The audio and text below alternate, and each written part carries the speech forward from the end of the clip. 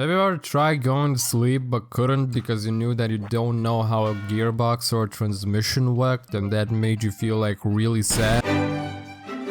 Quick disclaimer, I'm just a guy that really likes to nerd out about anything car related and one that wants to learn how any of these things work. And apparently there's a learning method when you explain a topic to someone and you just automatically learn it yourself. So that's what I'm gonna do. So by far I'm not a mechanic nor any type of engineer, so some info of this could be wrong, but I'm gonna try my best to get all of this right. Okay, here we go.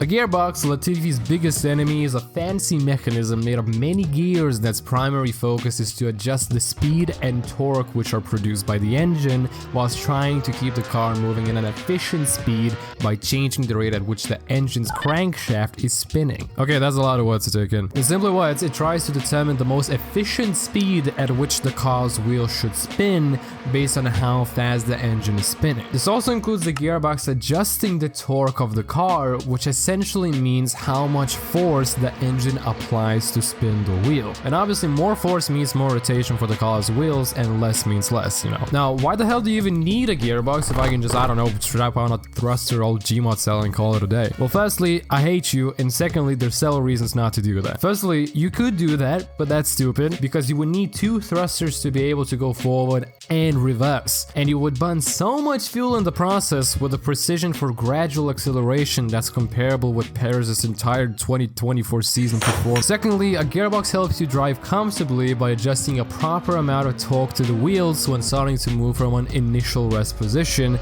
because it's way harder to move from rest than it is to move to an already moving object. Why? Because of the beautiful thing that is inertia, which is defined by Wikipedia as the natural tendency for an object to stay in motion when that object is moving unless any external force interferes. Or in a way which I like to call it, if you're rolling, but if you hit the gravel, you're flying straight into a goddamn wall. That's why the car has higher RPMs when moving at faster speeds and lower RPMs when the car is just trying to move. At rest, it focuses more on applying higher torque to get the car rolling into some sort of inertia, whilst when trying to get the car to go as fast as possible, the RPMs of the car's engine increase because inertia already helps the car stay in motion. And that means that there's way less torque required to make the car go faster, and so the car's RPMs increase because there's lower torque applying to the wheels that helps get the car to even faster speeds. Sweet. However, how does the actual whole mechanism work? Firstly, it depends on the amount of gears that a gearbox has. Your crappy ass Corolla most likely has 5, your granddad's beaten up Audi 3 probably has 6, and most race cars have even 8. All of these gears differ in size because the bigger the gear's length, the more torque it can produce, which can be explained by its torque formula. And as stated before, more torque is needed in moving from rest, so that means that lower gears use bigger gears to function. The main way this whole complex mechanism works is actually fairly simple. That's if you explain it, in a simple way. There are two shafts that a gearbox uses, and that is the main shaft, and that is where the gearbox receives power from the engine, and the counter shaft, whose purpose is to regulate that power incoming from the engine to the main shaft by meshing with the according gears.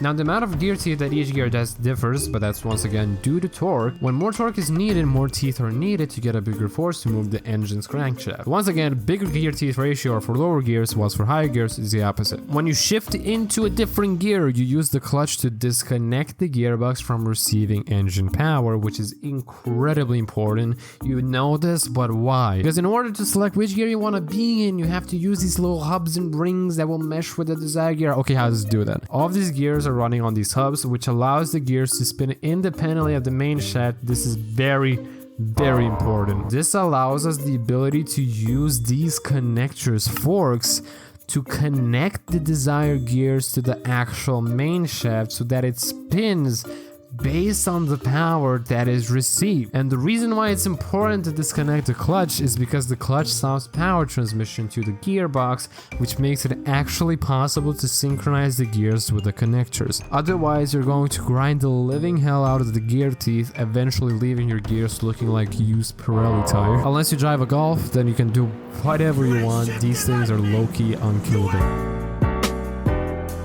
A differential is a mechanical car device that manages the difference in the speed of wheel sides whenever a vehicle performs a turn. Keyword: Difference. Here's a very simple example. When you're trying to turn into a specific turn, let's say it's the first turn of the Australian circuit, you're most likely gonna miss it, but it's not whatever. When you're turning into that turn, the left side, when you're turning into that turn, the left side, the side outside the turn's entry, is going to travel a much longer distance than the right side, which is the turn's entry side. That is because the radius of the turn is much smaller on the entry than it is on the outside. And in order to get the car into the turn smoothly, the left side of the wheels would have to travel at a faster speed than the right side. Otherwise, if both of the wheels were welded together to like a single strip of metal, you would not only slide into that turn and have a lot of understeer, but would also very quickly get your tires used up from the friction they would have to stomach that slide. Now, how does the differential mechanism work? The differential, which is at the very back of a car, is connected with the drive shaft of the car, which provides its power to the back wheels.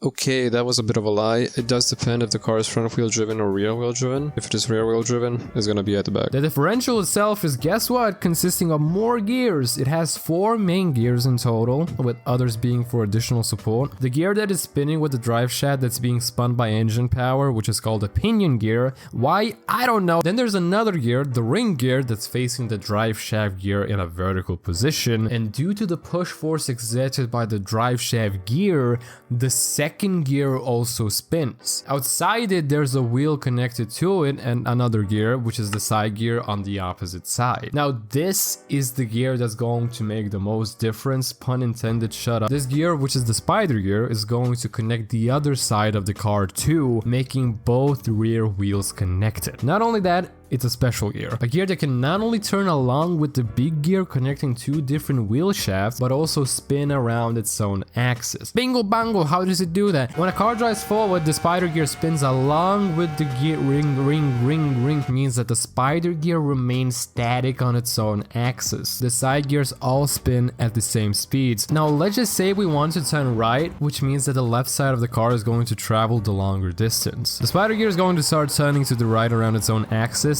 giving the left side of the car's wheels a higher distribution of torque. How does it understand to do that though? Well, since the car is turning, the rear wheels turn a very slight amount, but that very slight amount of turning actually makes sure that the side gear on the left side gets more velocity in a natural way, due to the fact that the inside wheel of the turn, which is in this instance the right side wheel, travels a shorter distance and the other side travels a longer one, which is what makes the spider gear spin around its own axis. You know what? I'm kind of getting bored, so I'm just gonna hop on like a Minecraft world to explain the last part. Hydraulic system! The system where fluid moves around and makes this goddamn cranky crawler work. But why is it needed and how does it do that? A hydraulic system uses fluid to put in under severe pressure to perform mechanical tasks such as controlling movements, transmitting power, and making sure that you can brake. In order to explain how the hydraulic system works, we have to understand what Pascal's law is. No! Pascal's law states that when a pressure is applied to a confined fluid, the pressure is transmitted equally in all directions. In other words, if you push enclosed fluid with a pump, you know, it will push the other pump outwards because the force will act upon it from the compressed fluid. The great thing with this law is that it can push a small area of fluid and have the compression move an even larger area of a pump. So in simpler words, you can push a smaller area to literally multiply force. The formula of this law is that pressure is equal to dividing force by an area, so it's a pretty simple formula.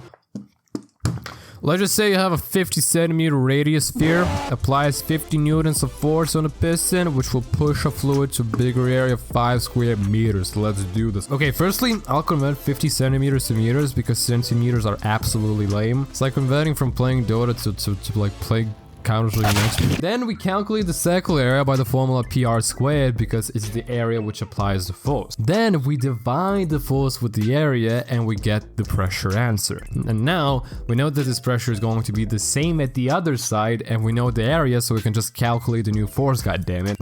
You get that there. And boom! The force applied is now a whopping 318 times not times, 318.3 newtons. I think you get the point. The hydraulic system usually consists of several parts: fluid, which is mostly oil, obviously valves which control the direction of the fluid flow, pipes which transfer fluid between components, actuators, which are objects that just take any type of force or source of energy and turn it into motion, and finally a pump, which is responsible for creating pressure by, guess what, pressing the fluid. Oh my god. Okay, well, it does depend on the specific component if it's a pump or not, but the main point is it's something that compresses fluid. Okay, so how does the system work fully?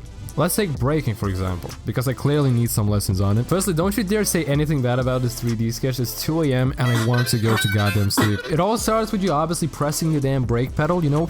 Then that brake press pushes a piston inside the master cylinder, which you can think of as a pump, which presses a fluid, which is the braking fluid, and creates pressure. Afterwards, that pressure goes through these brake tubes, which you can consider to act as valves to the brake caliper. Once again, it's wrong. It's pipes, not valves, sorry. Which is the part which does the whole braking. By pushing 2 brake pads against the spinning brake disc to have it transfer all of the kinetic energy of the car to heat, which gets absorbed by the brake pads. And due to Pascal's law, the force of the piston pushed inside the master cylinder gets multiplied, which makes it actually possible to stop a 2-ton metal crate.